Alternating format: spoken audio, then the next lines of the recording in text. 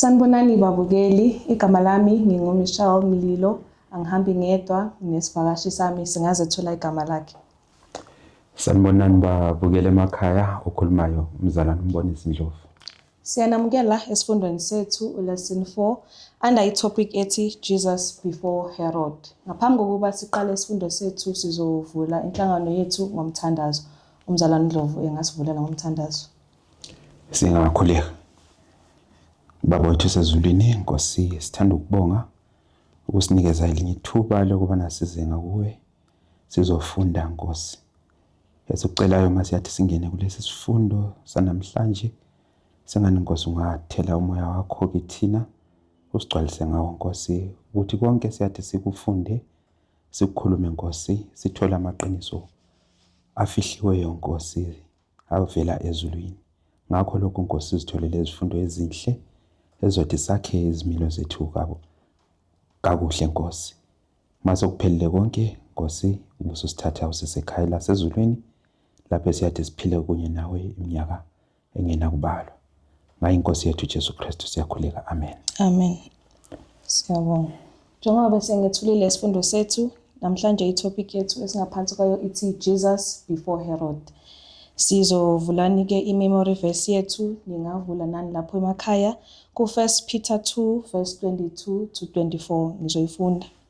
Ithi, who did not sin, neither was guile found in his mouth, who when he was reviled, he reviled not again. When he suffered, he threatened not, but committed himself to him that judgeth righteously.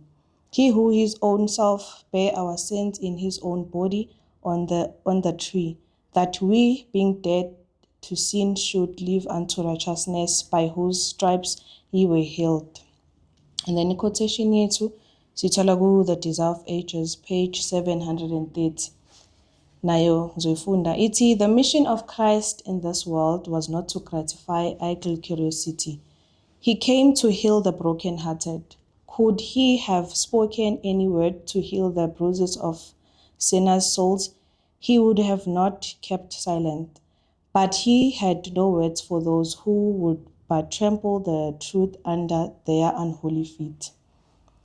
Sithola yiphi character ukukhulunywa ngayo lana ngoKristu? Siyabonga sister. Isihloko sanamhlanje sesifundo sibheke isihloko esithi uJesu emi phambi kukaHerod. So namhlanje sizobe sibheke uKristu ngesikhathi lapho ethonisiswa.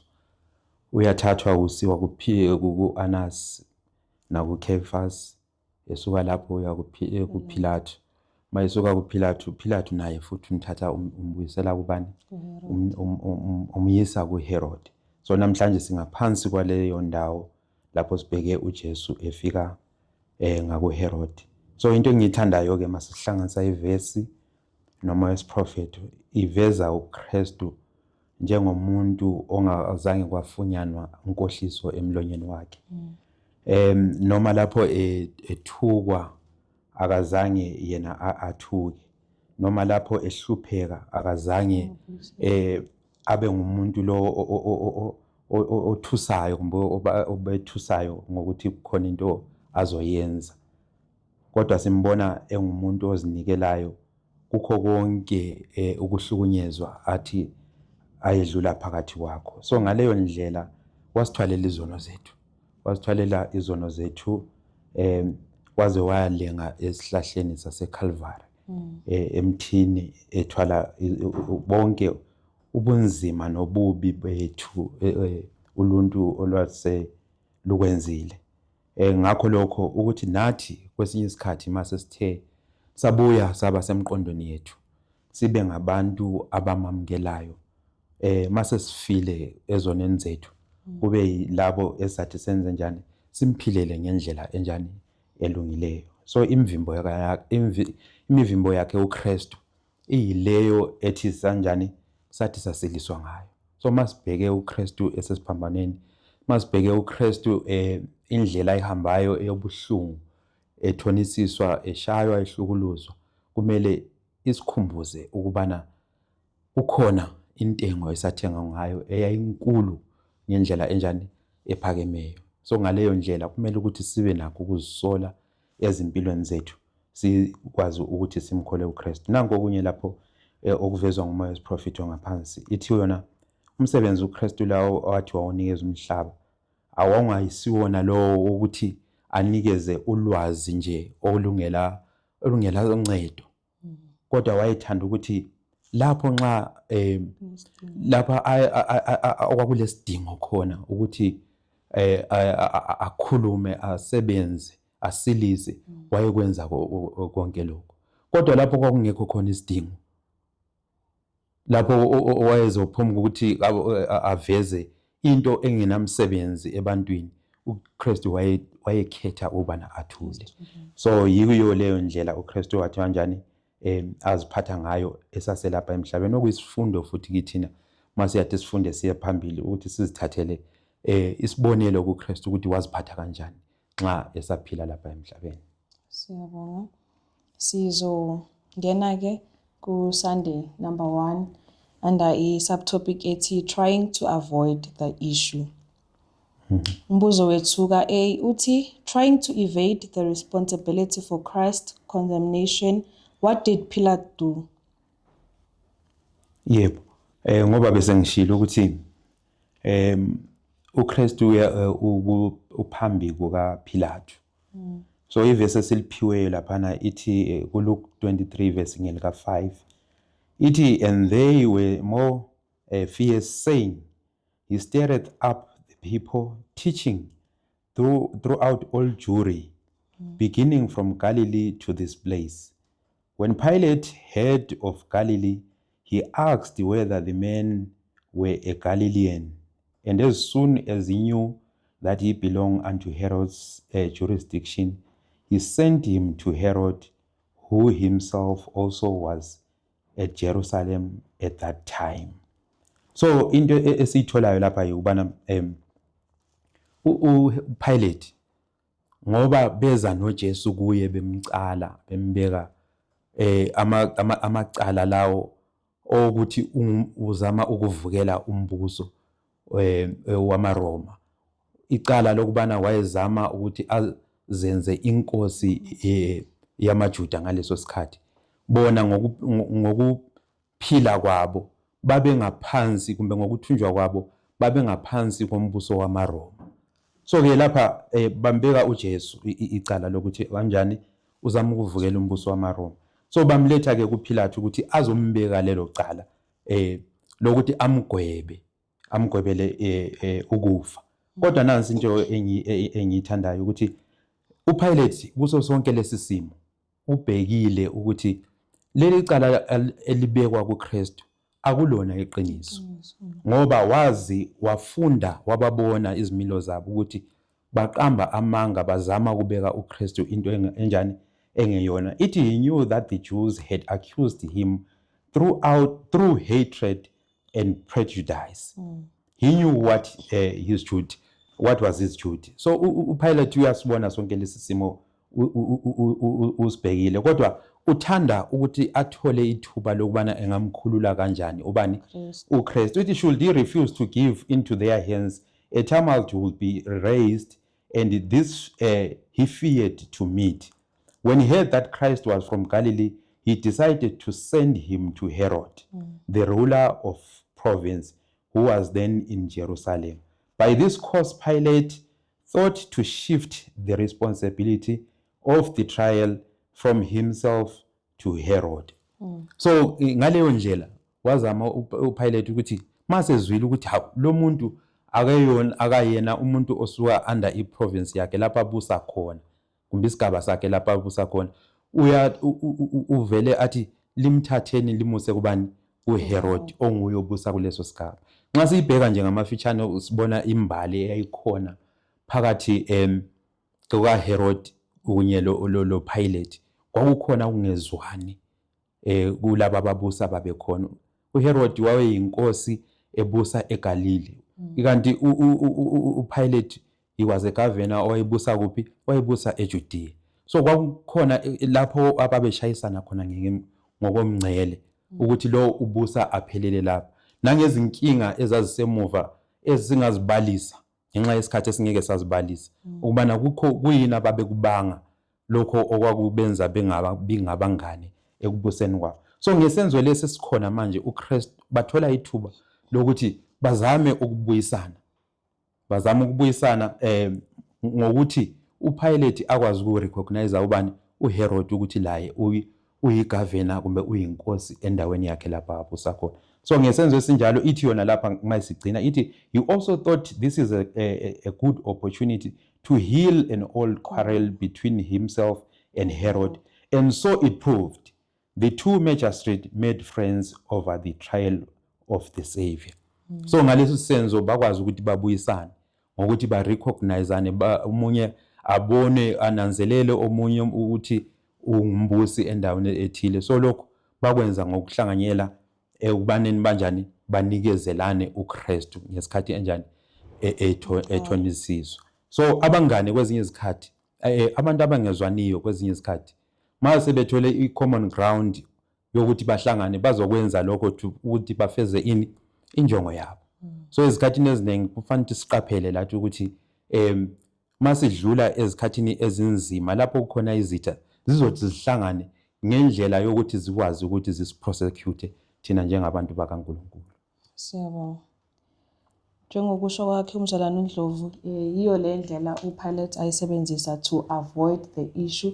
Wathatha uKristu nodaba lakhe wenze njani umhambisa kuHerod. Sizongena ku number 2, meeting with Herod.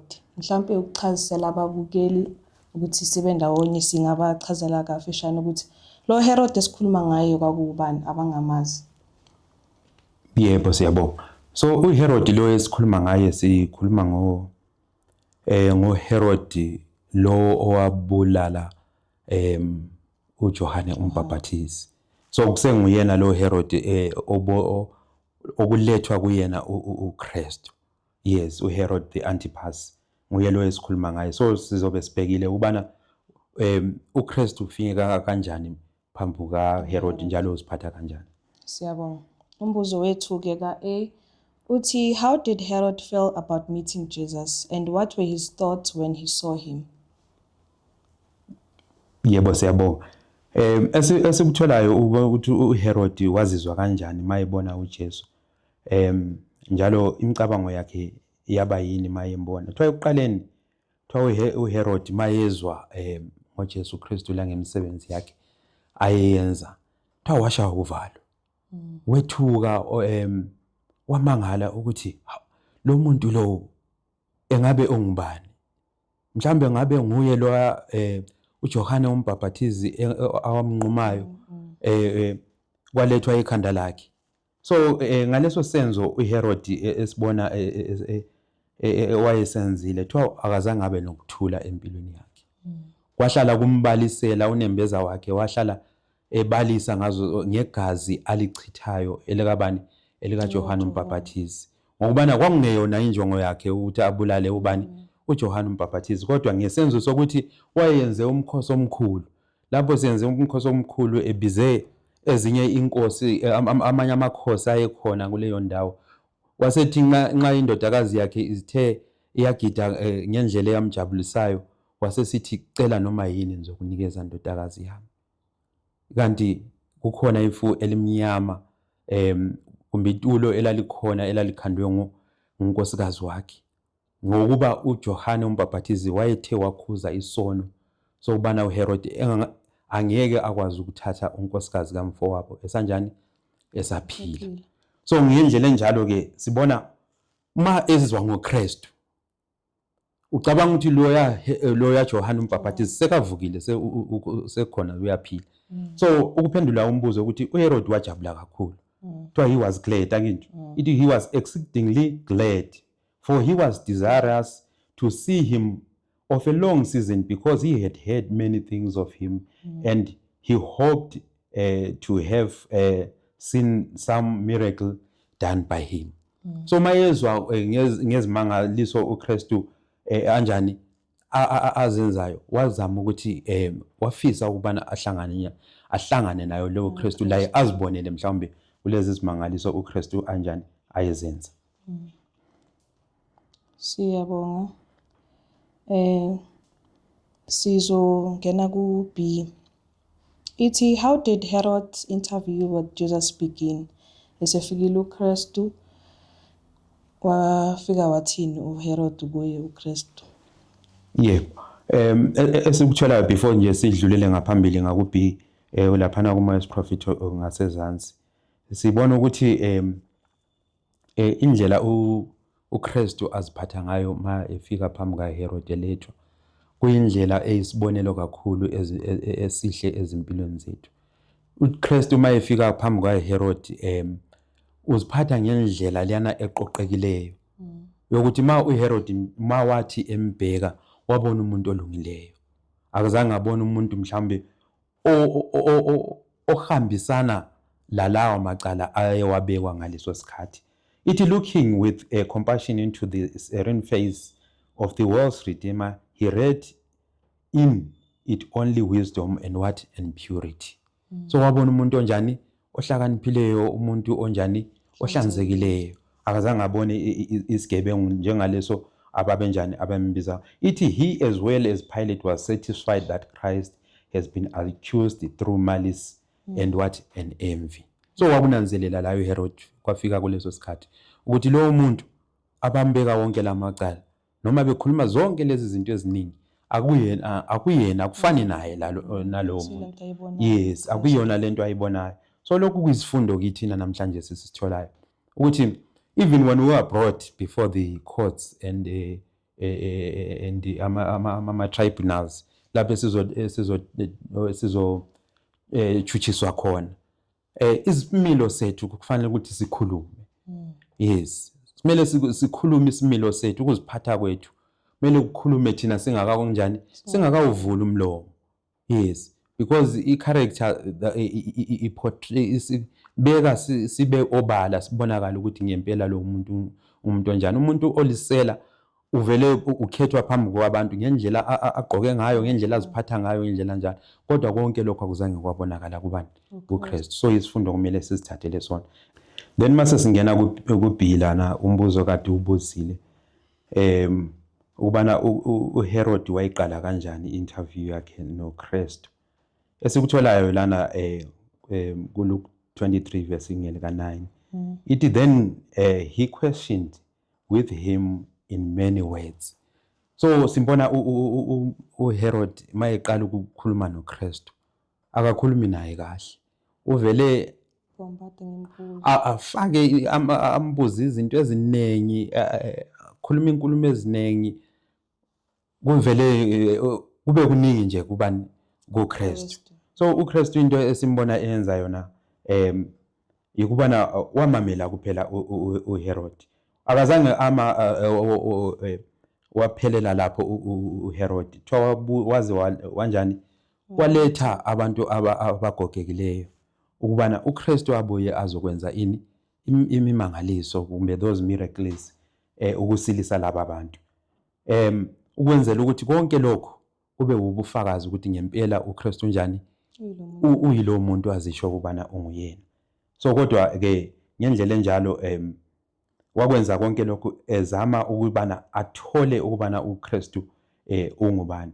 Mase ifunda laphana ithi yona if thou canst work miracles for others, work them now for thine own what good, and it will serve thee a good purpose. So ukuzamkhulule wakubona kweyamele ngakuye ukubana uKristu makenze isibonakaliso kumbe kayenza umangaliso. Into engiyifundayo lapha engiyiqaphelisayo kakhulu ukubana uHerod naye lo he was one of the Jews, he was a Jew, noma wayeyinkosi yamaJuda at that time, ebekwe ngokombuso engumRoma, but he was a Jew ngokwenkolo yakhe. So emuva kulezi zifundo kade sizifunda zonke besinanzelela ukuthi all the time ukuthi amaJuda abethi sibonise ini isibonakaliso. So nansi nenkulumo iyaziphinda futhi naye lo Herod uyabuya futhi ukuphinda into efana nayo ukuthi sibonise ini isibonakaliso ukuze sinjani sikukholwe ukuthi ngempela unguKristu. Kodwa uKristu akazange enza lutho at that time. Esikutholayo ukuthi wathula nje kuphela akazange wakhuluma. And also to add laphaya ku verse 10 ithi, and the chief priests and scribes stood and vehemently accused him. So I can imagine what Christ went through. Ngapha uHerod uyambuza imibuzo eminingi, ngapha uyaqalwa. So you can even understand ukuthi it was the right thing to do ukuthi athule, because he wouldn't even know ukuthi aphendule bani ayeke bani, because nje wayehlaselwa ngapha nangapha. Amen. Uma ke kungekho okunye sizodlulela ku number 3. I-subtopic yethu ithi interrogation, accusation, mistreatment. Umbuzo wethu ka-A uthi, describe Christ's attitude before his inquirers and the reasoning behind it. Sitholani lapha? Esikutholayo lana ukubana masifunda iverse uLuke ngo-23 iverse ngelika 9 last part. Ithi but he answered him nothing. So uKristu lapha ke seyathonisiswa ubekwa amacala uphathwa ngendlela embi engafanelekile. So konke kodwa phakathi kwaso sonke lesisimo uKristu akazange kanjani akazange asho lutho, akazange akhuluma. U1 Peter ngo-2 iverse lingeka 22 laphana esivule ngalo ithi, who did not sin, neither guile found in his mouth, who when he was reviled not again, when he suffered he threatened not, but committed himself to him that judgeth righteously, who his own self bare our sins in his own body on the tree, that we, being dead to sins, should live unto righteousness, by whose stripes ye were healed. So uKristu kukho konke lokho uphatha okubuhlungu kakhulu. Into engithanda ukuthi siyiqaphelisise isimo esasinzima kakhulu uKristu adlula phakathi kwaso. Kwesinye isikhathi masifunda kanje akufinyeleli ngokujulile emqondweni yethu ubuhlungu uKristu adlula phakathi kwabo, ehlutshwa, ehlukunyezwa, ephathwa kabi kungenxa yami lawe, ukubana thina sinjani sithole inkululeko, sithole ukubuyiselwa kubani futhi kuBaba. So yonke lento uKristu wayesiyenzela ukubana thina sibe kwazi ukubana sibuye siphile kahle. Impilo uKristu ayihamba enzima isiyo yokuthi siziphilele noma kanjani ngendlela esithanda ngakhona, kodwa ithi wathanda ukubana lapho nxa sesithe safa ezonweni sikwazi ukuphila, siphilela ukulunga. So yikho lokho okuqhathekileyo okuyisifundo kumele sinjani sikuthole. Ithi yona ithi Christ was as one who had and saw not. The Son of Man had taken upon himself man's nature. He must do as men must do in like circumstances. Therefore he will not work a miracle to save himself the pain and humiliation that men must endure when placed in a similar position. So kuyisifundo esihle sizakithi namhlanje ukubana uKristu ephakathi kwesimo esinje kumele kube isifundo kithi lathi ukuthi singadlula phakathi kwezikhathi ezinzima ezifana lalezi uKristu kanjani adlula kuzo. Kuthiwa wayengakwazi ukwenza isimangaliso anyamalale adisappear kumbe enzeni kumbe akwazi ukuphindisela noma ngayiphi indlela ayengayenza, kodwa wakhetha ukuthi ngoba wayembathe ini uluntu wakumele ukuthi amelane lazo lesi simo. So lathi sisesimeni soluntu sinje kumele simelane lazo izimo zonke ezinjani ezisehlelayo, ngoba uKristu waba yisibonelo sethu ngesikhathi ehlukunyezwa. Ithi Herod's conscience was now far less sensitive than when he trembled with horror at the request of Herodias for the head of John the Baptist. And he now threatened Jesus, declaring repeatedly that he had power to release or condemn him. But no sign from Jesus gave evidence that he had a word. So uHerod lwana owayelonembeza owawuhlutshwa owawungenakho ukuthula. Manje konke lokho mase siqala ukuhlukumeza uKristu. Usebalekile unembeza lo yana kanjani? Akasekho. So usebheka uKristu njengento nje eyamele kuye ukubana ukuphila kwakhe kweyamele kubani kuye. So into engitholayo ukuthi kwezinye izikhathi mase singena esonweni sesithi siyajula. Unembeza uyanjani? Uyabaleka. Mase sithi sesenza isono ngokujulileyo unembeza uyaphela. Anyamalale engatholakali. Unembeza that conscience, that voice esikhuzayo iyasuka ibaleke. So masingazitholi ke sinjalo esimene sinjalo. Kuthiwa uHerod wacasulwa kakhulu yikuthula kwabani? Ukuthula kaKristu. Iyona into yamcasula. Wayicabanga ukuthi uKristu uza ingeja laye bakhulume into eziningi baphendulane. Wacabanga ukuthi lokho kungaba ngcono. Kodwa uKristu wakhetha ukunjani? Ukuthula ngoba sifundile ukubana ngoKristu ukubana ukuthi lapho kwakumele ukuthi akhulume khona. Wayekhuluma kuphela ngenjongo yokusilisa, ngenjongo yokushumayela, yokuzuza imphefumulo. Kodwa lapho kwakungela sidingo khona uKristu wayezithulela. Yikho umugqa lo esivule ngawo ngaphansi othe wona ithi the mission of Christ in this world was not to gratify earthly curiosity. Kwangamelanga ukuthi akwazi nje ukuthi aziveze ebantwini ukuthi bamazi nje njengoKristu ukuthi niyebona ngoKristu. Wayefuna ukuthi kube lo mutsho empilweni yomuntu ukuthi nxa lo muntu esibangazi ukuthi nguKristu esazi umsebenzi engulandileyo lapha emhlabeni kube khona akuzuzayo empilweni kaKristu lasemsebenzini wakhe uyilandile. So nathi kumele ukuthi sikaphele izimo ezinjalo sibe kwazi isikhathi esifanele la ekumele sikhulume khona. Sibe kwazi nala ekumele sibonakalise ukusiza ngezenzo. Kube naleso sikhathi leso esibone kahle ukuthi lana kumele kungabi nento esishoyo ngoba isidingo asikho noma uthi njani uyakhuluma. Sizongena lapha na ku B. Umbuzo wethu uthi what can we learn from Christ's example in this instant? Proverbs 26 verse 4.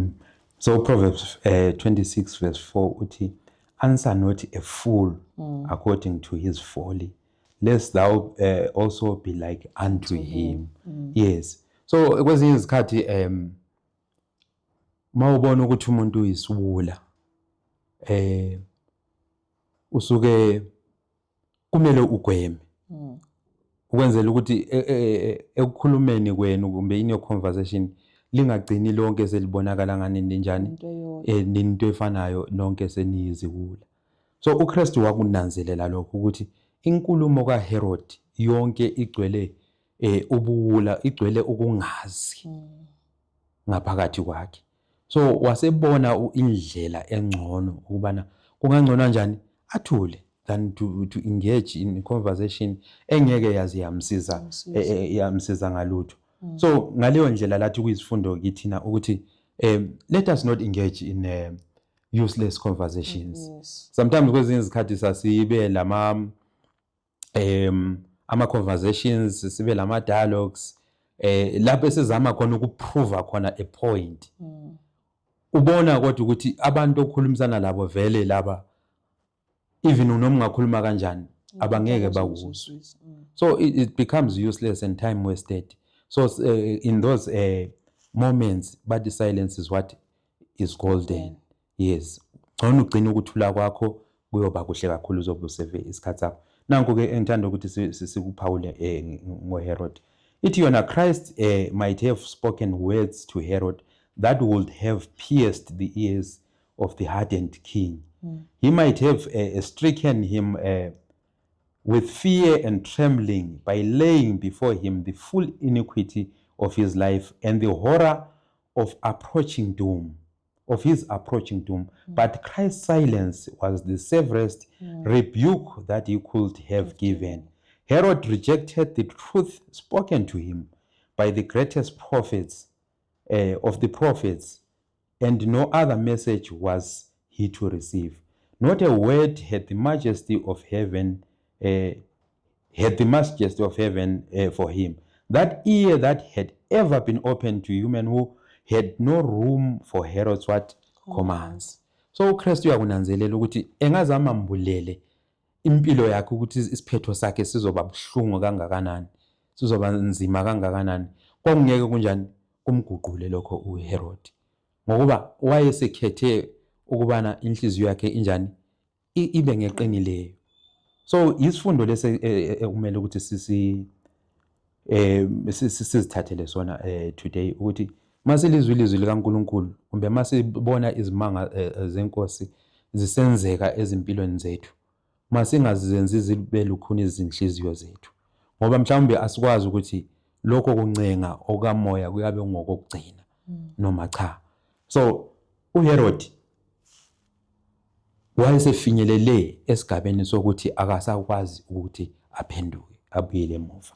Ithi yona lapha mase sesiqeda sesiya ngaphansi ekugcineni ukuthi izindebe zikaKristu zazihlala zilangazelela ukwenzani ukukhuluma amazwi aphilisayo kwabanye abantu, but akazange amhawukela ubani uHerod, ngoba ngebanga lelo ayeselihambile engaphi empilweni yakhe ukuthi anjani angakwazi ukuthi amkele amazwi aqondileyo bevela kubani kuKristu. It is those lips that had uttered the most impressive truth, that in terms of tenderest entreaty had pleaded with the most sinful and the most degraded, were closed to the haughty king who felt no need for the what?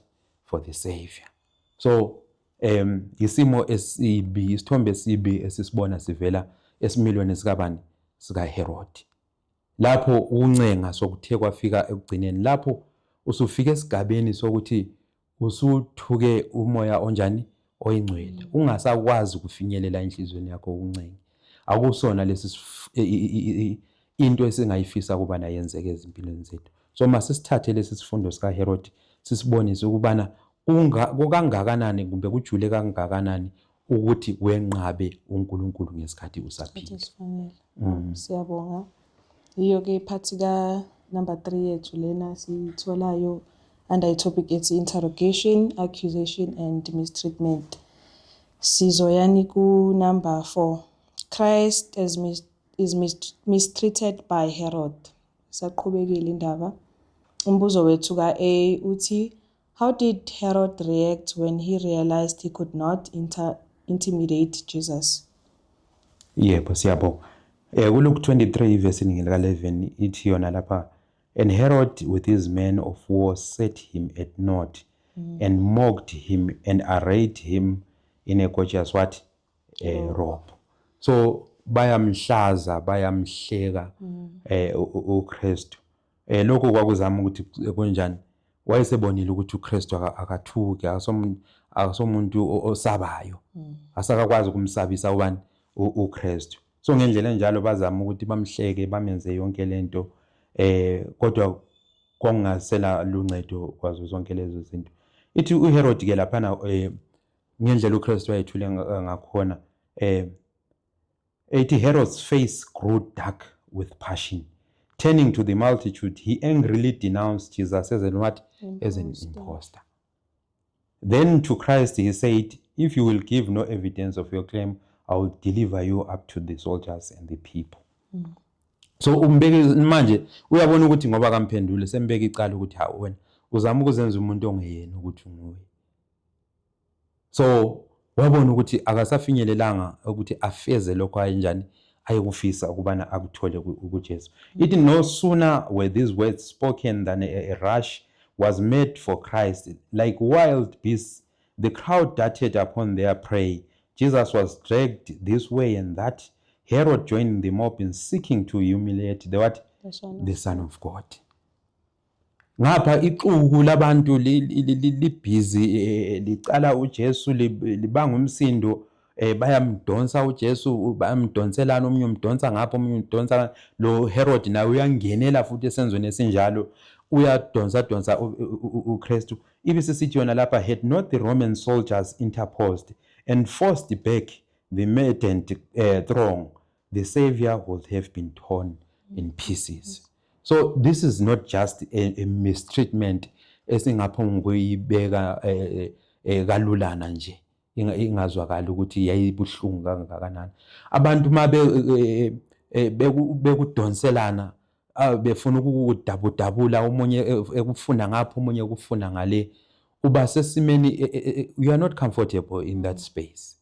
So yibo ubuhlungu esikhuluma ngabo ubana uKristu kanjani wadlula phakathi kwabo, baze bamembathisa lengubo enjani yona le abamnikeza yona, okukhomba ukuthi phela they were mocking him. Bamembathisa lokuthi ingubo yokuthi manje angithi wena uzibiza ngokuthi uyinkosi, ngcono sikwembathise ini ingubo yamakhosi, kubonakala ukuthi ngempela wena njani uyinkosi. So yibo ubuhlungu uKristu adlulayo. But in all this, into engiyithandayo uKristu uthiwa yet his divine patience failed what?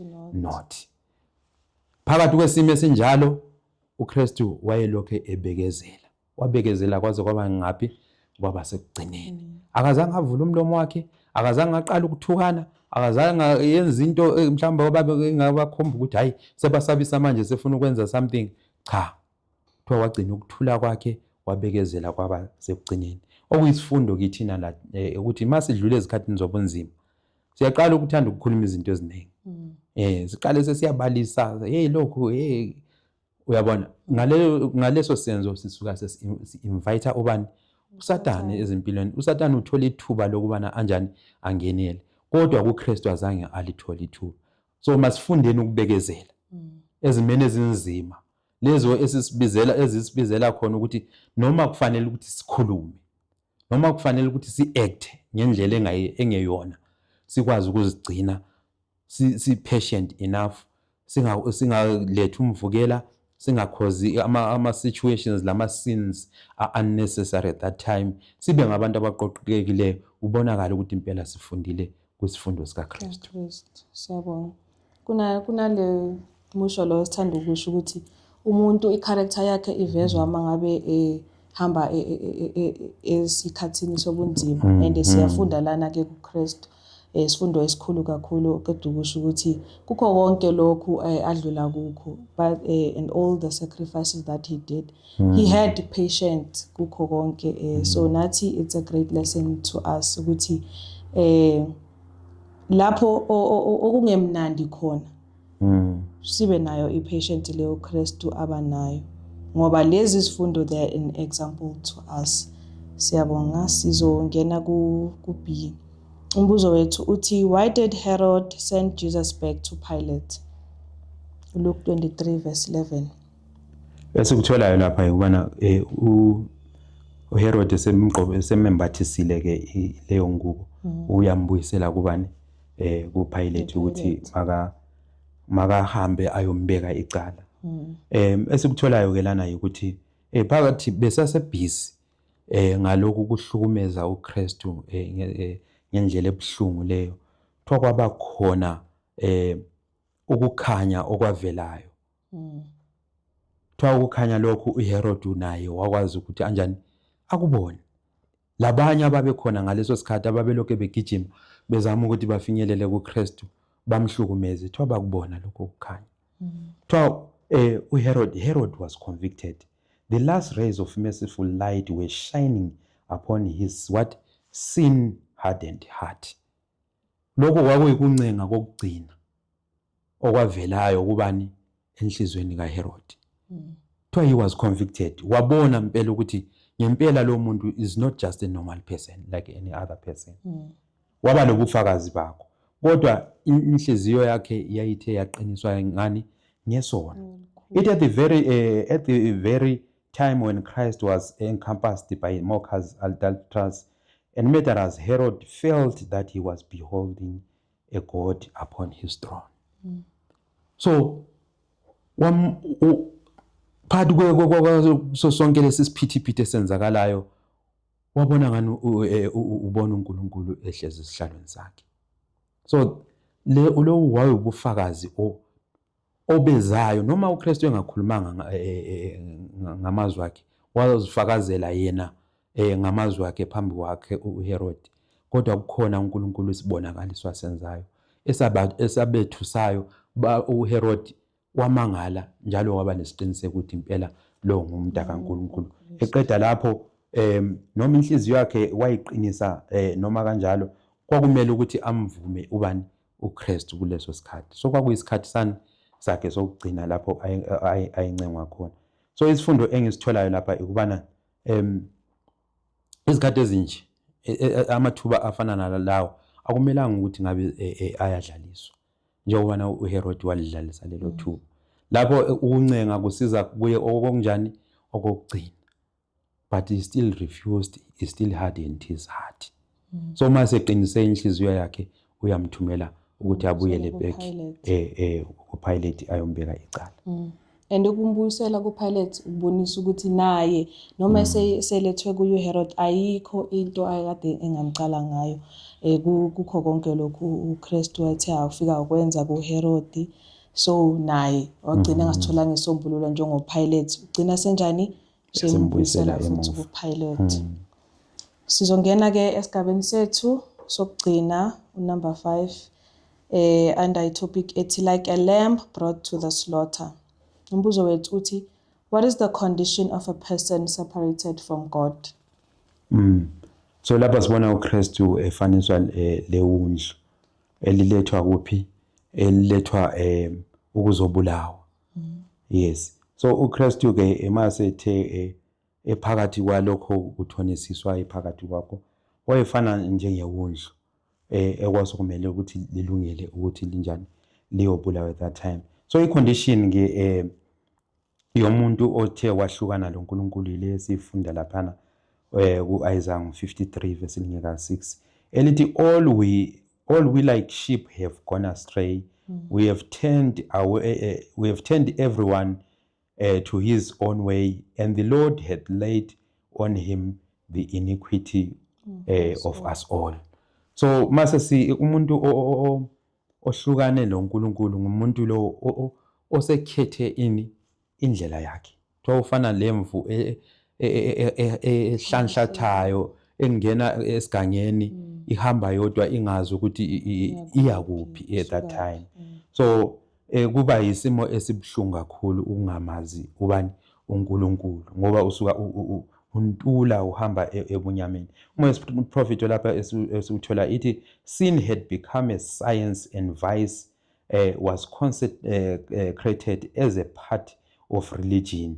Rebellion had struck its roots deep into the heart, and the hostility of men was most violent against what? Against heaven. So ngesikhathi leso uKristu esasala lapha emhlabeni, abantu babe sesimeni sobubi obunjani obukhulu obujulileyo kakhulu. So abantu thiwa babefunda babesenza isono into yokufundwa. Umuntu astade ukuthi ububi engabenza ngokujulileyo kangakanani. Abe yingcithi. Sasibona ukuthi mhlawumbe makukhona isigebengu esaziwayo emphakathini uzothiwa loya muntu uyadubula. Akadlali uyabulala lo muntu. Akekho umuntu ongabulala njani njengayo kumbe ongidlula yena. So that is the way of how people they were bad at that time.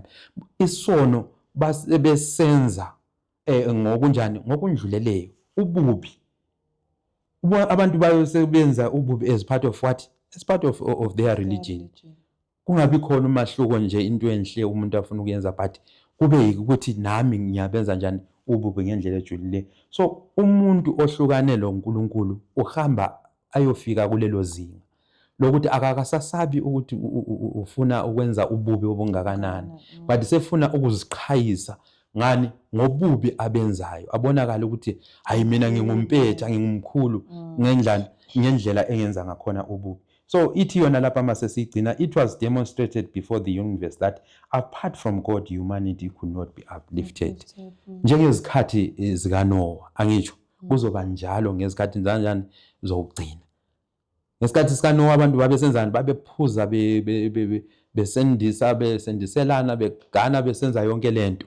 Ububi banda kanjani kakhulu kwaze kwafinyelela kubani kuNkulunkulu ukuthi umuntu sesezingeni lokubana manje akasakwazi ukuthi kanjani abuyiselwe alungiseke futhi ngendlela efanelekileyo. So uNkulunkulu wakhetha ukuthi enze njani?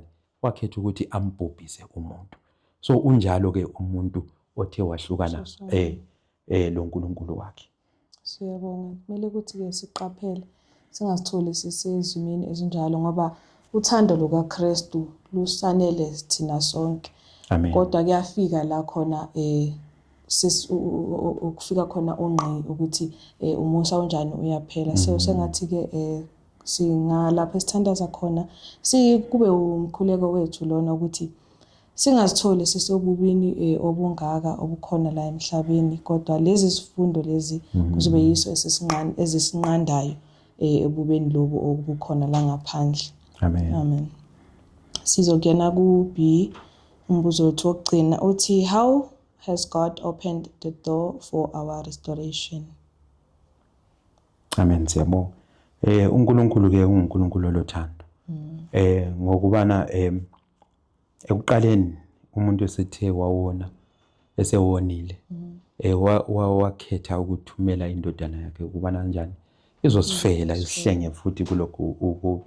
Indodana kaKristu yesiyibonayo lapha ku-Isaiah 53 ivesi lingeka 5 kusiya phambili ithi but he was wounded for our transgressions, he was bruised for our iniquities.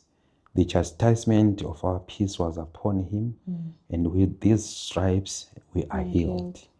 Yes, le verse esifundileyo masiya ku-11 laphana ithi, he shall see of travel of his soul and shall be satisfied, and by his knowledge shall my righteous servant justify many, for he shall bear their what? Their iniquities. So indlela leyo Kristu kumbe indlela uNkulunkulu asithande ngayo. Waletha indodana yakhe ukubana izohlukunyezwa ihlukunyezelwa thina, izoshaywa ishayelwa izono zethu. Angitsho ngemivimbo yakhe twasinjani siyaphiliswa noma sesithe santula sahamba ezindleleni zethu, kodwa still ubizo lusasekhona sancengwa ukuthi sibuye sinjani size kuye. Kuthiwa ngalesi senzo uKristu kuthiwa uyajabula kakhulu. Angitsho yes, uyabona ukuthi ngempela lokho akwenzayo umhlatshelo awunikelayo esiphambanweni akazange anjani awenzele izi. Uzojabula kuphela lapho masethe wanjani wahlenga lonke uluntu ebubini bomhlaba. So kumele ukuthi sizithole ukuthi sithole ukufunda kubani kuKristu. Lathi simphilele uKristu ngendlela enjani? Ngendlela efana nayo. It is selfishness in all its forms stood rebuked before what? His presence. Namhlanje akumelanga ukuthi mina ngiziphilele mina ngiyimi. Kube ngokwami konke yimi ngokaNdlovu. Cha. Kodwa uKristu waphuma wathi izulu elibucwazicwazi weza lapha emhlabeni wazo phila impilo ebuhlungu. Ithi yona laphana, by the light shining from the cross Christ proposed to draw all men unto him. His human heart yearned over the race. His arms were opened to receive them, and he invited all to come to him. So isimemo lesi asenzayo uKristu waze wabekezela waze wafika kuphi ekufeni, waze walenga esiphambanweni. Ithi mase sibheke isiphambano ke mele sibone ivangeli lonke likaKristu ngokuphelela kwalo. Sibone unxuso lonke uKristu evule izandla esithi wozani kimi lina lonke likhathelele linjani leli sindwayo ngizolinikeza ukuphumula. Mase siyiphetha lapha ekugcineni ithi uKristu waphathwa ngendlela thina okumele sinjani siphathwe ngakhona, yena owayengakudeserve lokho ukuthi aphathwe ngaleyo ndlela. Waqala walahlwa ngezono lezo ezazingezethu. Angitsho yena kodwa wayenze siphi isono? Wayengenaso. Angitsho that we might be justified by his righteousness in which we had no share. He suffered the death which was ours, that he might receive the life which was his. Ukuze thina sithole impilo eyayingekabani eyayingeyakhe. Namhlanje we are promised eternal salvation. Makuphela masikubani masithe saba kuKristu ukuze siyohlala naye njengoba la wathi uzosibuya azosithatha ukuze siyohlala naye siphuse naye iminyaka enjani engenakubalwa. Kube sokuphelile konke lokho kuhlupheka. So konke lokho kuphela singakwenza kuphela nxa sithe sayikhetha inkosi yethu njengomsindisi, saphila ngendlela la yaphila ngakhona, lathi sazama ukusindisa abanye ukwenzela ukuthi siyohlanganyela sonke mase sisindisiwe ekhaya lasezulwini. Siyabonga, usuvele wayifinqa nale part kade ngithi ngizoyisho. Isifundo sethu ke sesifikile emaphethelweni lapha kade sifunda khona ngoKristu ehlangana nobani? NoHerod. So siyathola ke isifundo esikhulu kithi nani babukeli, ngiyathemba khona nizitholele khona ngokuziphatha kukaKristu mayehlangana nalamakhosi lawa uPilate nobani noHerod, i-character abanayo engazange iguquke ukuthi noma mayesehlangana nobunzima mhlawumbe abe nokuzikhulumela, aziphendulele, abe nezinto azozisho, kodwa uKristu maintained a good character and spirit. So yikho lokhu ke esifunde ngakho ukuvala le inhlangano sizogobisana amakhanda sithandazeni. Baba wethu osezulwini, siyakhuleka ngalesi sikhathi, sithanda kubonga leli thuba eselitholile ukuba sizofunda ngezwi lakho Baba. Sesifundile Baba umlayezo obalulekile oza kithina namhlanje lapha sifunda khona ngokusiphatha kukaKristu okuza nakithina njengabaKristu esithi sihamba le ndlela uKristu ayihambayo, ukuthi lapho sihamba khona, lapho sihlangabezana khona nobunzima, sibe ne-character leyo uKristu ayiportrayayo, imishini yakhe kube imishini yethu. Lapho khona okudingeka khona Baba ukuthi sibe yilabo ababonakalisayo ngezenzo, sibusise lapho esishiya khona izibusiso, lapho kungadingeki khona ukuthi siphatheke sengathi Baba ungasivimba singaphatheki ezintweni ezingeke zize ziguqule noma zishintshe isimo. Sengathi-ke lesi sifundo singahlala kithi ezinhlizweni zethu, kungabi isifundo esesikhohlayo kodwa zihlale kithi ezinhlizweni zethu, ukuze ngalesi sifundo sibe nekhaya nathi, sithole indawo ekhaya ezulwini ngazo lezi sifundo esizitholayo. Siyakhuleka, sikhulekela konke lokhu egameni elihle lendodana Jesu Kristu owasifelayo. Amen. Amen. Sesifikile ke emaphethelweni wesifundo sethu babukeli, siyabonga ukufunda kunye nathi. Sizohlanganani ku lesson 5 olandelayo. Siyabonga. Amen.